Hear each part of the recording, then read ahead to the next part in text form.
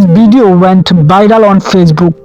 The video shows a man spotting some baby birds laying in a river.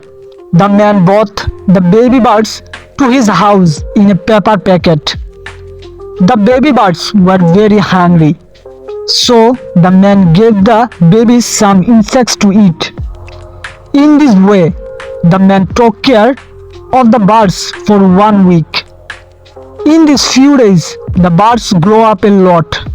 The man then let the birds eat rice instead of insects. This made the birds grow faster.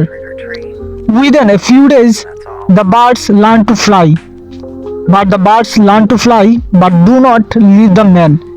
Maybe the birds fell in love with the man. The birds now prepare to be around the man all the time.